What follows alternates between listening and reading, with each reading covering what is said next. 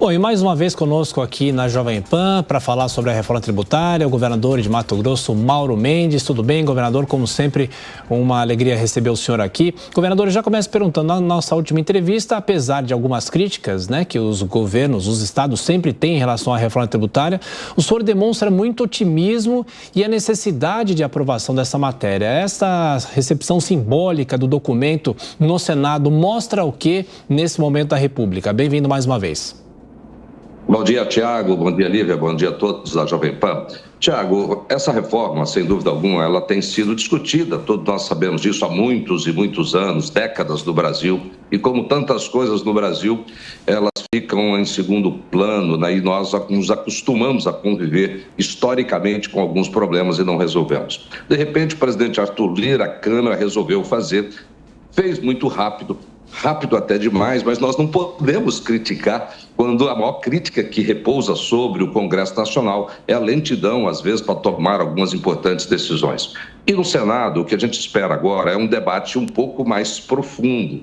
A reforma, ela traz alguns elementos importantes, ela pode representar um momento importante nesta relação que o Estado brasileiro tem com o cidadão, com seus contribuintes, com as suas empresas, e que possa haver tudo aquilo que nós sonhamos, que é um modelo mais simples, um modelo que ele permita, primeiro, com clareza ao cidadão saber quanto de imposto está se pagando, que permita, na sua simplificação, uma ampliação da base e que permita, com isso, o país crescer. Esse é o sonho que todos nós temos. Entretanto, entre sonho e realidade, existe um hiato muito grande.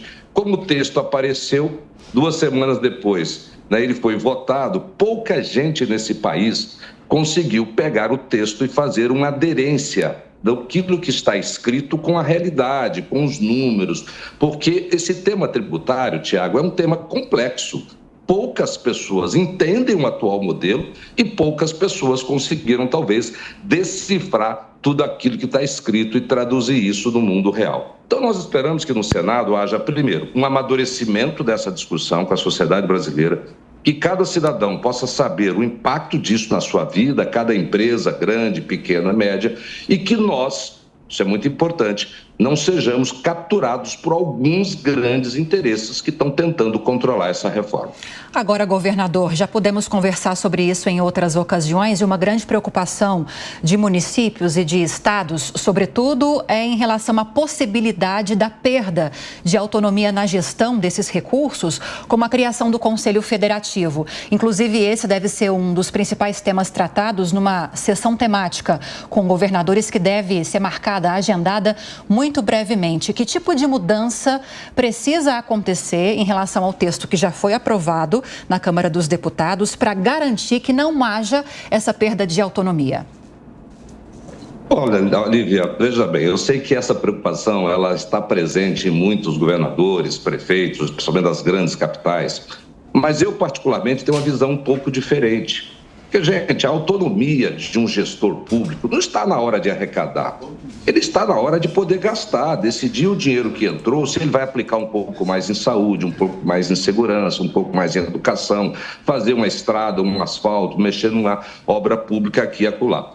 Porém, a arrecadação ela vai acontecer em cima de regras. E o Conselho Federativo não serão pessoas que estarão lá com essa autonomia toda. Vai cumprir administrativamente o papel que estiver definido nas regras, nas leis, ou nesta PEC que está sendo aprovada, ou na legislação infraconstitucional, que vai determinar os parâmetros. E isso já existe hoje. Existe uma arrecadação centralizada do Fundo de Participação dos Municípios, do Fundo de Participação do Estado, e há uma distribuição desse recurso e eu nunca ouvi ninguém chiando, dizendo que tem problema nesta área. Então, eu particularmente não vejo isso como um problema, respeito as opiniões dos governadores que estão preocupados com isso. Agora, a grande preocupação que todos deviam ter, e eu tenho clareza disso, viu, Tiago, Amanda e todos que nos acompanham, vai existir uma perda de arrecadação grande no país, porque algumas cadeias elas estão sendo completamente desoneradas. Se alguém vai deixar de pagar imposto, como é que vai ficar lá no final do dia, se o Estado brasileiro, se o custo da prefeitura, do Estado ou da União não vai diminuir, entra para menos dinheiro, quem vai ter que pagar mais imposto para essa conta fechar? Acho que essa é a grande discussão que eu vou procurar alertar e mostrar em números, fazer conta, pegar, por exemplo, algumas cadeias que são totalmente exportadoras e mostrar que elas vão pagar zero de imposto. Porque tudo que se paga vira crédito, no final da cadeia os créditos são devolvidos, né, para o exportador. Então a cadeia ficou completamente desonerada. E hoje essas cadeias pagam impostos, pagam ICMS, né, que não viram crédito, e isso vai gerar uma perda de arrecadação. E alguém vai ter que pagar mais imposto. Quem vai ter que pagar mais para alguns não pagarem nada? Governador, o senhor citou a Amanda, agora a pergunta dela, nossa comentarista Amanda Klein. Amanda? É isso. Oi, governador, bom dia, ótimo falar com o senhor novamente. Governador, eu ouço dois tipos de avaliação no Senado. Tem gente que acha que será uma tramitação célere e tranquila da reforma tributária e tem um outro grupo que acha que não, que tem muitas questões espinhosas. A Lívia citou o Conselho Federativo, tem o IVA também, o IPEA divulgou estudo dizendo que pode chegar a 28%, porque vários setores foram contemplados, beneficiados de última hora naquelas emendas aglutinativas da Câmara. Tem até a possibilidade dos estados criarem novos tributos sobre produtos primários. O senhor tem qual percepção? Será uma tramitação mais difícil, mais tranquila e quais os pontos mais sensíveis? Olha, Amanda, eu acho que ela precisa, nesse momento, ter uma discussão mais tranquila, mais madura e mais serena. Até porque já existe um texto. Se existe um texto, a primeira grande obrigação que todos temos que fazer é fazer uma aderência, ou seja, o que está escrito lá e aplicar isso no mundo real. Como vai ficar o preço do arroz, do feijão, como isso vai impactar na pequena, média, grande empresa, na vida dos municípios, na vida dos estados, da própria União. Então nós temos que ter clareza qual vai ser a alíquota, por exemplo. Não dá, né, Amanda, para a gente aprovar uma reforma que vai mexer com a vida de todo mundo e nós não sabemos qual a alíquota de imposto que nós vamos pagar. Então, eu tenho absoluta convicção que o Senado, baseado no texto da contribuição que a Câmara já deu, acho que é importante, nós precisamos avançar, nós temos que louvar o trabalho feito até agora, mas agora é a hora de ter um pouco mais de cautela. Podemos ser rápidos, mas temos que ser responsáveis. Não podemos aprovar baseado naquele conceito, vai ser bom para todo mundo, vai gerar emprego, isso vai simplificar. Ok, todo mundo concorda com isso. Agora, o que está escrito, como é que isso vai impactar na vida, né, do comércio, do serviço, do cidadão, dos municípios, dos estados brasileiros? E essa história que estão falando aí, viu, Amanda, de que existe a possibilidade de criar novos impostos sobre o produto primário, pelo amor de Deus, é só ler o que está escrito lá. Isso vale para 4 estados, porque lá tem claramente uma limitação de que é para aqueles fundos estaduais que foram criados até abril de 2023. Então, não existe a possibilidade de criar novos fundos. São fundos que já existem há quase 20 anos em alguns estados. São 4 estados brasileiros que ali preservou o direito deles poderem continuarem cobrando uma contribuição dos setores primários para investir em infraestrutura nesses estados, que é o caso de Mato Grosso do Sul, Pará e Goiás. São só apenas esses estados que têm esta contribuição, é um fundo para investir em infraestrutura. Então, existe muita coisa sendo dita superficialmente, né, sem que as pessoas se aprofundem no texto e na aderência desse texto à realidade e à vida de todos nós. Seguimos conversando com o governador de Mato Grosso, Mauro Mendes. Quem faz a pergunta agora é Beraldo. Governador, bom dia. A gente corre um risco sério de que o Senado transforme a reforma tributária em algo que a gente vê acontecer, por exemplo, na política de meia entrada. Os organizadores de shows, de espetáculos, precisam cobrar o dobro para vender para um grupo cada vez maior que tem direito a meia entrada. E se isso acontecer, obviamente, a gente vai ver esse aumento de carga tributária e um desequilíbrio na tributação de diversos setores. O senhor já fez uma avaliação de qual o impacto efetivo que pode ter a administração do Mato Grosso, uma vez sendo implantada e validada a reforma tributária do jeito que ela está parecendo? Quer dizer, há risco de faltar dinheiro para as coisas elementares do dia a dia do Estado?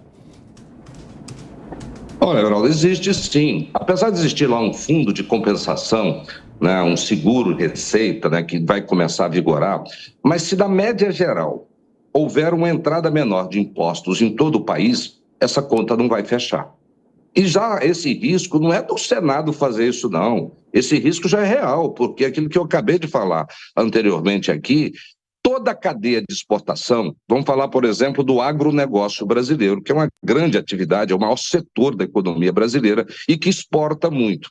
Então, todas aquelas vendas para exportação, desde a produção até a exportação, ela vai ficar praticamente isenta de pagar impostos. Por quê? Porque tudo que pagar ao longo da cadeia vira crédito, créditos são ressarcidos ao longo da cadeia, e o último, que é o exportador, a trade, quando ele exporta, alguma coisa que ele pagou de imposto, o Estado vai ter que devolver esse imposto para ele. Portanto, ninguém vai pagar nada. Isso já está escrito lá na Constituição. Portanto, nós vamos ter aí uma diminuição de entrada de receita, e aí eu faço sempre essa pergunta. Se vai entrar menos dinheiro, nós teremos que cortar a despesa. Ou vai faltar dinheiro para pagar o salário do servidor, para fazer investimento, vai faltar recurso, ou alguém vai ter que pagar mais imposto. Aí eu sempre falo, se alguém vai ter que pagar mais, quem é que vai pagar mais para que haja essa desoneração completa da cadeia? Então, isso já existe, esse risco que você coloca, ele é real, porque os interesses, eles estão muito presentes aí no Congresso Nacional, é legítimo que faça essa defesa, só que nós temos que olhar, para o conjunto maior da população brasileira, senão nós achamos que estamos fazendo um bem para esse país, não vai ser aplicado de imediato, então fica parecendo que está tudo bonitinho, aprovamos a reforma, olha que lindo, só que daqui a alguns anos isso vai chegar, a conta vai chegar, isso pode trazer graves consequências para o país e para todos nós brasileiros. Governador, o seu colega aí do Centro-Oeste, Ronaldo Caiado, de Goiás, ele é um dos maiores críticos desta reforma, como foi apresentada e foi discutida e aprovada na Câmara, e ele literalmente fala que essa reforma vai acabar provocando o aumento da sonegação. É cedo saber se isso realmente pode acontecer? Olha, o que vai acontecer na verdade? Olha só, você tem alguns setores do país, da economia brasileira, que estão dentro daquilo chamado Simples Nacional. Quem está dentro do Simples Nacional, ele paga 3% de imposto e ele recolhe num faturamento que varia de 3.600.000, 4,8 milhões de reais. E aí o que está acontecendo no país é que muitas empresas começam a fazer o seguinte, abre em nome do dono uma empresa, quando bate no limite ele abre uma outra empresa no nome da mulher, quando bate no limite ele abre o nome do filho, da nora, do gerente. E eu conheço, e todo mundo conhece no Brasil inteiro, empresas que têm 5, 6, 7 CNPJ do Simples, faturando aí 30, 40 milhões de reais. E eles vão pagar 3% de imposto. O novo imposto aí que está se criando, uns falam em 25, uns falam em 28. O CONCEFAZ, que é o Conselho Secretário de Fazenda de todos os estados, calcula em 35. Já vi gente falando em 38. Por isso que eu digo, seria uma grande irresponsabilidade do Senado aprovar definitivamente isso e não mostrar para os brasileiros qual será o imposto que nós vamos pagar. Isso é fundamental. E eu tenho absoluta convicção de que, se não houver uma clareza nessa discussão, eu diria que o governador Ronaldo Caiado tem realmente razão, porque isso pode levar a uma sonegação. Muita gente a aumentar ainda mais um movimento que já existe hoje no país de abrir aí milhares de microempresas, o que vai desequilibrar o sistema tributário e que vai levar, então, a um aumento para aqueles que não conseguir fugir desse mecanismo de pagar pelo IVA ou pelo IBS, pelo CBS e migrar para o sistema simples, pagando muito menos imposto. Governador, essa proposta de limitação de alíquota que está sendo defendida pelo relator, senador Eduardo Braga, isso ajudaria a amenizar essa possibilidade de uma alíquota tão alta, levando-se em consideração que esse período de transição para efetivamente a reforma começar a funcionar, o sistema novo começar a funcionar, é justamente para definir a alíquota ideal que vai compensar os atuais impostos, certo? Não dá para saber exatamente agora, ou daria? Olha, não dá para saber exatamente, Lívia, mas dá para fazer cálculos muito aproximados, gente, Isso é matemática, é tributação, é contabilidade, isso é uma ciência exata, E você pode ter aí alguns parâmetros, que são de previsões, tipo assim, olha, a base será alargada, com um sistema mais simples nós vamos combater a sonegação. Ok, mas com um sistema que vai ter uma alíquota de imposto por fora, imagina quando você chegar lá numa atividade, né, numa oficina mecânica, num prestador de serviço, e dizer que o seu serviço vai custar R$10 mil, mas que você tem que pagar R$12.500, R$2.500 a mais de imposto. É 10 mil do serviço mais 2.500 de imposto. Qual será a lógica? Pensem bem, ninguém precisa me responder. Da maioria dos brasileiros. Fala, não precisa de emitir nota, não. Eu pago 10 mil, né, e você deixa de pagar esse imposto e eu ganho aí um desconto de R$2.500. Gente, infelizmente nós sabemos que essa prática já existe hoje. Então, esse é um risco real que nós vamos ter aí, né, de aumento. E essa definição da alíquota máxima, ela é um ponto que parece ser importante, mas, né, vamos ver que número mágico eles vão trazer. Porque para trazer um número aí, não pode ser um número cabalístico, tem que fazer conta. Se é 30% máximo, por que 30%? Então, vai ter que mostrar qual que é a perda num setor, qual que é o ganho em outro. Vai ter que se fazer estimativas, cálculos. E eu tenho convicção de que as secretarias estaduais de Fazenda de todos os estados, a própria Receita Federal, tem mecanismos e competência para fazer isso. Então, é muito importante que haja uma definição clara dessa alíquota que todos nós vamos pagar de imposto nos próximos anos. Governador de Mato Grosso, Mauro Mendes, como sempre, muito obrigado pela gentileza. Bom fim de semana. Até a próxima. Um abraço. Obrigado, Tiago. Um abraço. Bom final de semana a todos.